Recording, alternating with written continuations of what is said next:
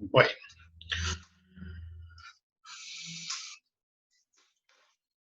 vamos a empezar con nuestra clase de hoy. Antes que nada, pues un gusto volverlos a saludar, muchachos, a todos ustedes por ahí. En este caso, pues trabajando pues a distancia, ni modo, nos toca por cuestión de este detalle del coronavirus, pues está trabajando de esta manera. Pero bueno, aquí estamos ya listos para volver a retomar nuestras actividades.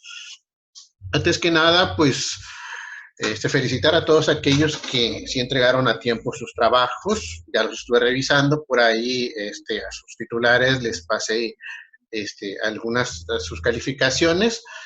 A todos aquellos que todavía no me entregaron los trabajos por diversas razones, no le entendieron, batallaron un poquito, se les pasó la fecha, en fin, muchas cosas, aún pueden seguirlos mandando, ¿sí? Pueden mandarlos, sus trabajos, hacerlos llegar por medio de la escuela en la siguiente entrega, ¿sí? No hay ningún problema, se les va a evaluar completos, no hay de que por fuera de fecha se les baja punto ni nada por el estilo. Se les va a evaluar normalmente como si lo hubiéramos entregado a tiempo.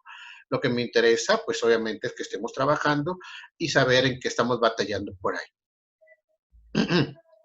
Una vez aclarado esto, este tema que viene, el histograma, ya entra dentro de lo que es el tema de estadística y probabilidad.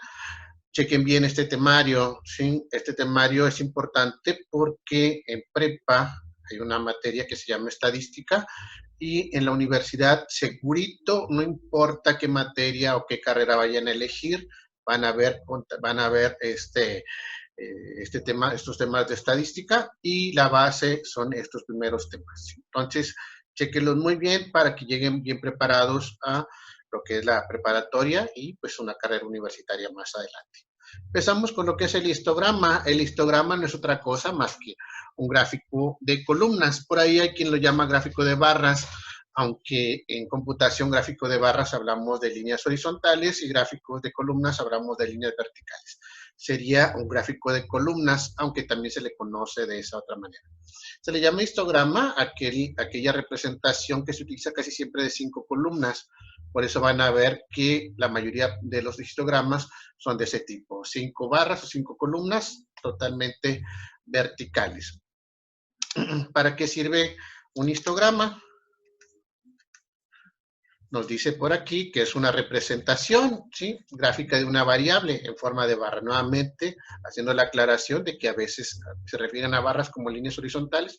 El histograma siempre habla de columnas verticales, ¿sí? Donde nos dice que cada barra o columna es proporcional a la frecuencia. Ahorita vamos a ver a qué se refiere con frecuencia de unos valores representados. Aquí vamos a utilizar el término frecuencia como aquella cantidad de datos que aparecen repetidos. Por ejemplo, nosotros tenemos una serie de datos, en el caso de ustedes, dentro de su grupo.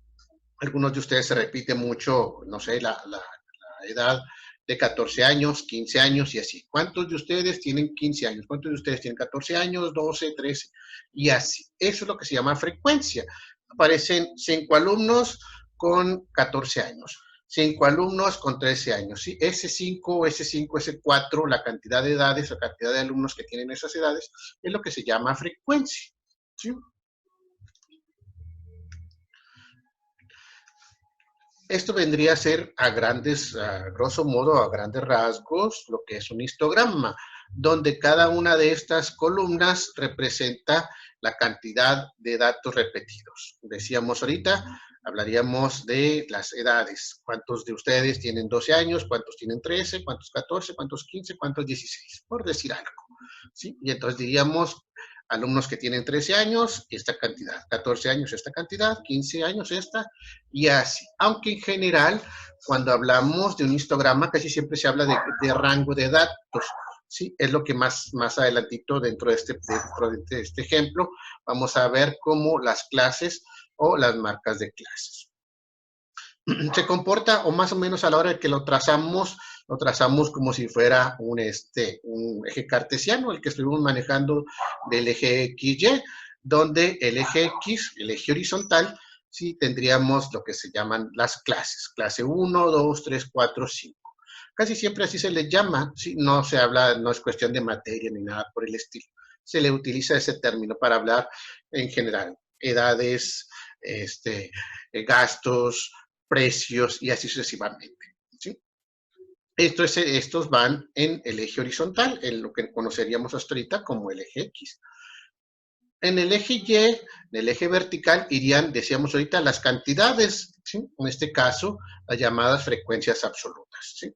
Ese término de frecuencias absolutas, ya dentro de los temas de estadística se utiliza solamente el término frecuencias, ¿sí? Aunque en nuestro libro de texto se hace énfasis en el término frecuencias absolutas, así lo vamos a manejar por lo pronto. Nuestro primer ejemplo nos dice que hay que crear un histograma con los siguientes datos y aquí ya nos dan las clases indicadas, ¿sí? En esta tabla. Nos dicen que las clases son 1, 2, 3, 4, 5, 6, 7 clases. 1, 2, 3, 4, 5, 6, 7 clases. ¿Sí? Lo que va a decir, como en nuestro ejemplo, teníamos 5 columnas, aquí vamos a tener entonces 7 columnas, ¿sí? Una columna por cada una de estas clases o renglones, si quieren verlo así. Digamos, este va a ser el nombre de cada columna. Una columna que se va a llamar de 10 a 15, de 15 a 20 y así sucesivamente. Para nuestro primer ejemplo, vamos a tener los datos ya ordenados en general. De una vez les aclaro, en los problemas o ejemplos que se manejan tanto en el libro como más adelante van a ver que estos datos están hechos bola. ¿Por qué? Pues es el caso más común. Por ejemplo, ahorita hablábamos de las edades, ¿sí? ¿Cómo se recaban los datos? Pues simplemente vas agarrando, entras a un salón y vas preguntando las edades. ¿Qué edad tienes tú? No, pues 13 años. ¿Y tú? 14 años, 16 años, 12 años, 10 años y así. Y van todos hechos bola. Entonces los datos no van a ir en este orden, van en desorden. Y al final nosotros vamos a tener que tomarlos todos, ordenarlos y empezar a trabajarlos con ellos. En este caso, como es el primer ejemplo que tenemos, vamos a tenerlos ya ordenados. Aunque, como les digo, en general, ese es un paso previo, el ordenamiento. Lo que correspondería como siguiente paso sería contar los valores, ¿sí? De cada clase. Es decir, en nuestro primer caso, valores que están entre 10 y 15. Aquí es importante, y de una vez les pido que lo vayan haciendo, a la hora del trabajo, que me pongan la tabla, si quiero todos los datos, ¿sí? Yo siempre les manejo el término quiero mi rayadero. ¿A qué me refiero? Aquí quiero ver que el problema fue resuelto manualmente y que no lo hicieron, por ejemplo, en computadora, no lo hicieron en Excel, calculadora, cosas así. ¿Por qué no? ¿Por qué no utilizar una calculadora o una computadora si se facilita el trabajo? Porque a la hora del examen ustedes no van a tener computadora, no van a tener calculadora. Y lo saben, no nos dejan utilizarla por cuestión de que estamos en nivel secundario. Tenemos que saber lo básico para poder nosotros avanzar más adelante. ¿Sí? Entonces, por lo pronto, a este nivel tenemos que trabajar totalmente manual. Entonces, yo necesito esta tabla que está aquí. Cuando ustedes la tengan, la quiero en el trabajo y que me vayan tachando cada dato. ¿Por qué es importante tacharlo? No porque yo les diga, sino para evitar errores a la hora de que ustedes pasen los datos, la cantidad de datos de aquí a nuestra tabla. Sí, es muy común que se dé ese error, sobre todo las primeras veces. Obviamente, como dicen, echarlo a aprender se aprende. Las primeras veces nos vamos a equivocar y luego ya después vamos a ir entendiendo la razón de por qué es necesario irlos tachando. Por ejemplo, nosotros diríamos datos que están, de los que están aquí, números que están entre 10 y 15. ¿Qué números están entre 10 y 15? Pues diríamos estos que están aquí arriba, ¿sí? Entonces diríamos 1, 2, 3, 4, 5, 6, 7, 8, 9, 10. 10 datos. Los tachamos de una vez y los colocamos aquí. 10 datos. Ahora, aquí decíamos, ¿por qué tacharlos? ¿Por qué no dejarlos así? Alguien va a decir, ¿para qué tacharlos? Luego tengo que estar batallando si me equivoco. Bueno, ese es el detalle importante. La siguiente clase va de 15 a 20 y alguien puede decir, valores entre 15 y 20. Y este 15 que está aquí, si no lo tachó, va a lo mejor a cometer el error de agregarlo también acá. Y diría, ok, yo digo, valores entre 15 y 20 y yo tendría que contar, si no lo taché, contaría 1, 2, 3, 4, 5, 6, 7, 8, 9, 10, 11, 12, 13, 14. Y diría que son 14, cuando en realidad no son 14 porque se están empalmando. Estoy repitiendo un dato que está aquí arriba, que ya lo conté con otro dato que está aquí. Entonces, en realidad son 3. Por eso es importante irlos tachando para que no tengamos el conteo de datos repetidos, datos que ya contamos, no tenerlos en cuenta para el siguiente. Y luego nos iríamos del 20 al 25. Nuevamente, aquí se va complicando porque si eso fuera el caso, no los tachamos, agregaríamos estos dos que también están entre 20 y 25. Entonces, no hay que empalmar. O los colocamos en una clase o los colocamos en otra, pero no en las dos. Entonces diríamos 21, 1, 2, 3, 4, 5, 6, 7, 8, 9, 10, 11, 12, 13, 14, 15, 16, 17, 19, 20, 21, 22, 23, 24, 25. ¿Sí? Entonces ya nosotros tacharíamos la cantidad de datos y lo colocamos. Y así nos vamos checando. Ahora, cuestión de facilidad, obviamente yo aquí lo hice en una cuadrícula. ¿Para qué? Porque, por ejemplo, yo digo aquí en esta, yo quiero contar esto porque es el otro detalle. Batallamos de repente por conteo, nos interrumpen, alguien nos habla y cosas así. Cuando son muchos datos, batallamos para contarlos. Entonces nosotros, yo aquí, por ejemplo, tengo esta cuadrícula de 1, 2, 3, 4, 5, 6, 7, 8, 9, 10, de 10 columnas. Entonces yo digo, estos son 10, 20, 30, 32, 34. ¿Sí? De esa manera yo facilito el conteo de datos y me evito de estar uno tras otro, que es un caso muy común que tendemos a equivocarnos. Entonces tacho la cantidad de datos correspondiente y yo aquí tengo 34 datos. ¿Sí? Y así me voy columna por columna. Siguiente, yo aquí tengo 10, 19, 20, 21, 22, 23, 24, 25, 26, 27 datos para la clase de entre 30 a 35. Mi siguiente clase, 35 a 40. Aquí tengo 10, 11, 12, 13, 14, 15, 16, 17, 18. Entonces, 18 datos entre 35 y 40. Coloco mi dato y por último, los últimos 5. ¿Sí? Aquí es importante siempre tener en cuenta que a la hora de que hagamos nuestro conteo, pues obviamente checar si coincide la suma de todos estos con la cantidad de datos que tenemos aquí. ¿Sí? Eso ya nada más es cuestión de sumar esta cantidad de datos y checar cuántos datos de origen tenemos. Si nos falta alguno, nos falta otro, checar dónde tenemos el dato equivocado y hacerlo. Ahora, alguien me va a decir, oiga, profe, pero ¿por qué no calculamos primero las marcas de clase? Sí, tiene razón, o sea, puede haberse calculado primero las marcas de clase o primero las frecuencias absolutas. Es indistinto, ¿sí? Yo aquí primero calculé o determiné las frecuencias absolutas porque me es más fácil hacer el conteo y luego ya hacer el cálculo, pero son independientes una cosa de la otra. Ahorita vamos a ver qué son las marcas de clase. ¿Sí? Importante que a la hora de que estemos trabajando, pues siempre tratar de trabajar lo más rápido posible. Agregamos nuestro último dato, 5 para nuestra clase de 40 a 45. Ya tenemos nuestra columna de las frecuencias absolutas.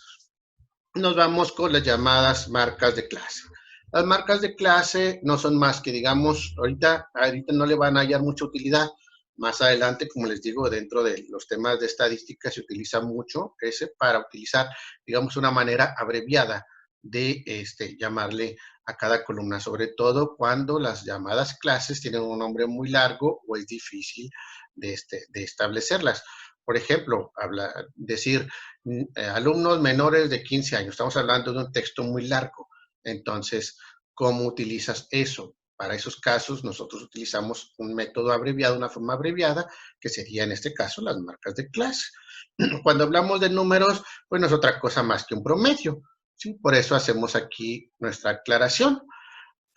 Las marcas de clase, para este caso en particular, estaríamos hablando de que se va a calcular sumando las cantidades que están en las clases, en este caso 10 y 15, y luego dividiéndolos entre 2. Por ejemplo, para esta primera clase, nosotros diríamos 10 más 15 entre 2. ¿Sí? Cada uno de estos datos, sumándolos, y entre 2 nos da 25, entre 2, 12.5. Y colocamos aquí nuestro dato. ¿Sí? Y así le vamos a ir haciendo con cada una de las clases. Siguiente, 15 más 20 entre 2. 35 entre 2, 17.5, y ahí está nuestra cantidad. Siguiente, de 20 a 25, sumamos 20 más 25 entre 2, nos da 45 entre 2. Un total de 22.5. Pueden ver que es una vez que entendemos la mecánica de cómo se hace esto, podemos sin ningún problema seguir avanzando. 25 a 30, 55 entre 2, 27.5. 30 a 35, entre 2, 65 entre 2, 32.5, 35 a 40, 35 más 40 entre 2 nos da 75, entre 2, 37.5, y por último nuestra clase número 7, 40 más 45 entre 2, 85 entre 2, 42.5, y lo colocamos. Lo que seguiría, obviamente, ya tenemos nuestra tabla ya terminada. Ahora lo que hay que hacer es, en base a estos datos, sobre todo lo que nos interesa, en este caso son las clases y la frecuencia absoluta. En base a esos datos, nosotros vamos a construir nuestro histograma. Nuevamente, lo que es la que conocemos como gráfico de columnas.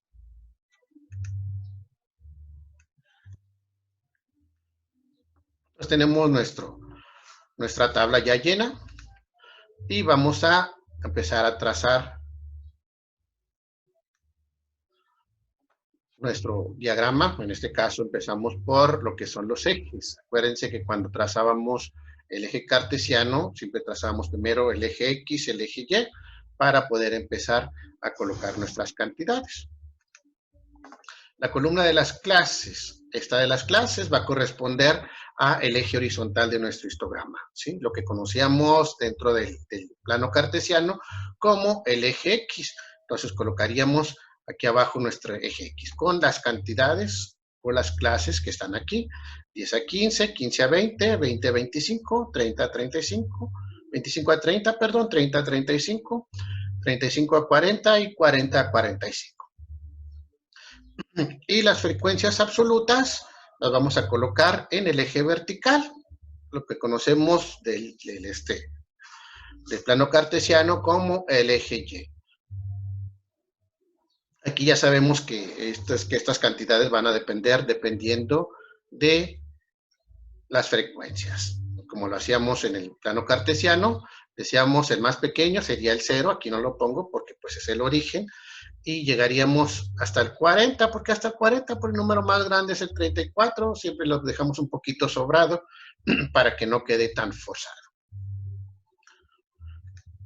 Trazamos unas líneas, esta no es necesario, es opcional, yo las trazo para cuestión de tenerlos como referencia, ya que lo que sigue es colocar cada una de estas cantidades. A mi primer clase, la de 10 a 15, yo le coloco una columna que vaya hasta el número 10. Entonces, ahí está. De 10 a 15, mi columna llegando hasta el número 10. Mi segunda clase, de 15 a 20, va una columna que llega hasta el 13. Ahí está, hasta el 13.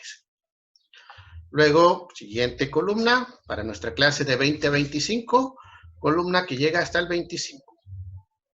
Por eso, como les digo, esto es opcional, la línea. Al fin y al cabo, a la hora que ustedes lo estén trazando ahí, lo pueden hacer una cuadrícula y saben perfectamente que ahí se ve muy bien hasta qué número correspondería.